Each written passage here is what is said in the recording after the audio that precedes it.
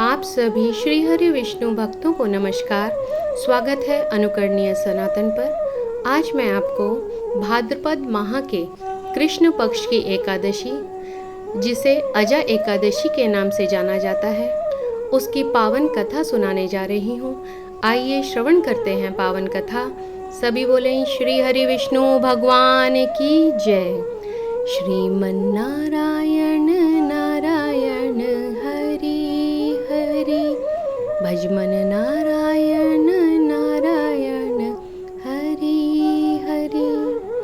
अर्जुन ने कहा, हे पुंडरीकाक्ष, मैंने श्रावण शुक्ल एकादशी अर्थात पुत्रदा एकादशी का सविस्तार वर्णन सुना। अब आप कृपा करके मुझे भाद्रपद माह के कृष्ण पक्ष की एकादशी के विषय में भी बतलाइए। इस एकादशी का क्या नाम है तथा इसके व्रत का क्या विधान है? इसका व्रत करने से किस फल की प्राप्ति होती है? भगवान श्री कृष्ण ने कहा, हे कुंती पुत्र, भाद्रपद माह के कृष्ण पक्ष की एकादशी को अजा एकादशी कहते हैं। इसका व्रत करने से संपूर्ण पाप नष्ट हो जाते हैं। इस लोक और परलोक में मदद करने वाली इस एकादशी व्रत के समान संसार में दूसरा और कोई व्रत नहीं है। अब ध्यान पूर्वक इस एकादशी का महात्म्य श्रवण करो। पौराणिक काल में भगवान श्री राम के वंश में अयोध्या नगरी में एक चक्रवर्ती राजा हरिश्चंद्र नाम के एक राजा हुए। राजा अपनी सत्यनिष्ठा और ईमानदारी के लिए सुप्रसिद्ध थे। एक बार देवताओं ने इनकी परीक्षा लेने की योजना बनाई। राजा ने स्वप्न में देखा कि ऋषि विश्वामित्र को उन्होंने अपना राजपाट दान कर दिया। सुबह विश्वामित्र वास्तव में उनके द्वार पर आकर कहने लगे, तुमने स्वप्न में मुझे अपना राज्य दान कर दिया। राजा ने सत्यनिष्ठ व्रत का पालन करते हुए संपूर्ण राज्य ऋषि विश्वामित्र जी को सौंप दिया।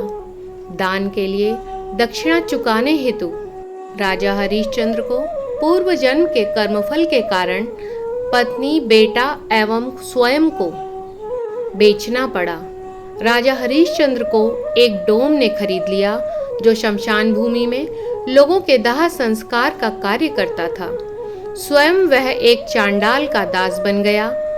उसने उस चांडाल के यहाँ कफन लेने का काम किया, किंतु उसने इस आपत्ति के काम में भी सत्य का साथ नहीं छोड़ा। जब इस प्रकार उसे कई वर्ष बीत गए तो उसे अपने इस नीच कर्म पर बड़ा दुख हुआ और वह इससे मुक्त होने का उपाय सोचने लगा। वह सदैव इसी चिंता में रहने लगा कि मैं क्या करूं, किस प्रकार इस नीच कर्म से मुक्ति पाऊं। एक बार की बात है, वह इसी चिंता में बैठा था कि गौतम ऋषि उसके पास आए। राजा हरिश्चंद्र ने उन्हें प्रणाम किया और अपने दुख भरी कथा उन्हें सुनाने लगे।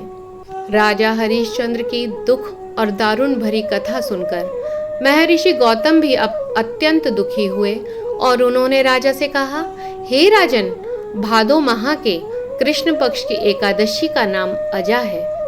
तुम उस एकादशी का विधान पूर्वक व्रत करो तथा रात्रि को जागरण करो, इससे तुम्हारे सभी पाप नष्ट हो जाएंगे। महर्षि गौतम इतना कहकर आलोप हो गए। अजा नाम की एकादशी आने पर राजा हरिश्चंद्र ने महर्षि के कहे अनुसार विधि विधान पूर्वक उपवास तथा रात्रि जागरण किया।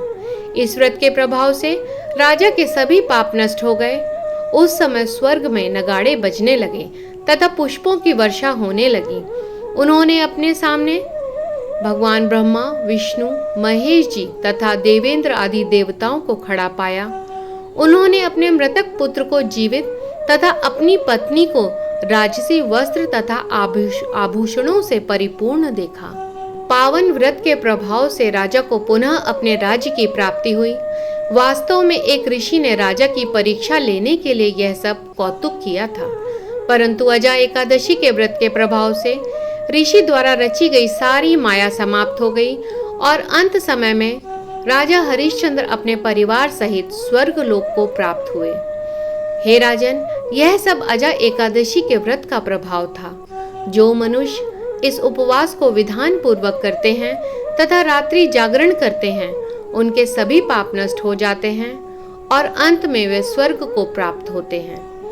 इस एकादशी व्रत की कथा के श्रवण मात्र से ही अश्वमेध यज्ञ के फल की प्राप्ति हो जाती है। सभी बोले श्री हरि विष्णु भगवान की जय। श्रीमन नारायण नारायण हरि हरि, भजमन नारायण नारायण हरि हरि। भगवान श्री हरि विष्णु जी से विनम्र प्रार्थना है कि हे भगवान, आपका जो भी भक्त इस कथा को सुन रहा है, आप उसकी सभी मनोकामनाएं पूरी करें। सभी बोलें श्री हरि विष्णु भगवान की जय। आप सभी का इस कथा को सुनने के लिए धन्यवाद।